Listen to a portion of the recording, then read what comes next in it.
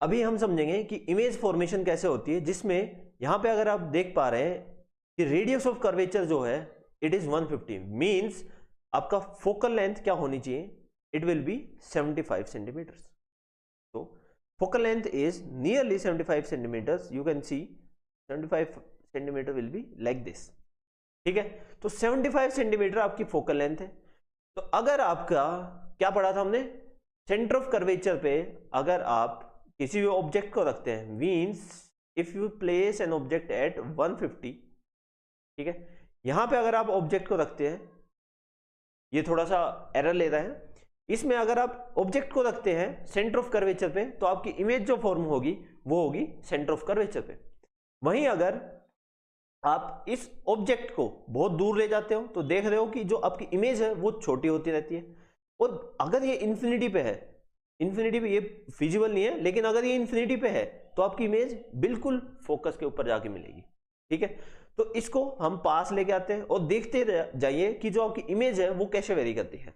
तो image will be varied as we move further further further, और centre of curvature पे ये एक दूसरे के ऊपर नीचे होगी।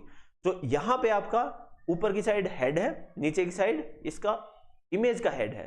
तो यहां पे आप ऑब्जर्व कर पाओगे कि इमेज बहुत पास बनेगी, बहुत छोटी बनेगी अगर आपका ऑब्जेक्ट बहुत दूर है तो। लेकिन वहीं अगर आपके मिरर के पास, ये कौन सा मिरर है, कॉनकेव, अगर इस मिरर के आप बहुत ही पास अपने ऑब्जेक्ट को लेके जाते हो तो इमेज देखो बहुत बड़ी बनती रहेगी और इन्वर्टेड ही रहेगी। जैसे आप फोकस पे लाते हो आपकी इमेज देखो, ये फोकस के ऊपर आपकी इमेज कहां बनेगी, your image will be formed at infinity. और जैसे और पास लेके आते हो ये लाइन और कन्वर्ज होंगी और आपकी इमेज बनेगी सीधी।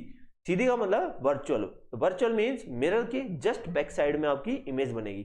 समझ आ गया। वहीं अगर आप कॉनकेव मिरर में देखो, कॉनकेव मिरर में सेंटर ऑफ कर्वेचर और फोकल लेंथ आपकी राइट साइड में होती है, ये देखो।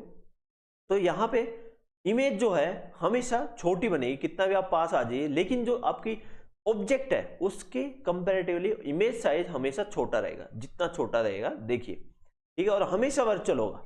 कुछ और स्टडी करते हैं। प्लेन मिरर सेम, आपका image distance same, object distance दोनों सेम रहेगा। देखो जितना वेरी करोगे, और जो आपका क्या बोले हम साइज है, साइज रिमेन सेम। अब दूसरी चीज, कई बच्चे सोचते हैं सर क्या ये 3 ही रेज निकलती है? नहीं बेटा, बिल्कुल 3 रेज नहीं निकलती, आपकी बहुत सारी रेज निकलती है, लेकिन जो मिरर के ऊपर आपकी इंसिडेंट करिए वो ये 3 रेज है। समझ गए? इन 3 रेज की वजह से, और हम गए इन कुछ रेज की वजह से आपका रे डायग्राम बनाते हैं हम।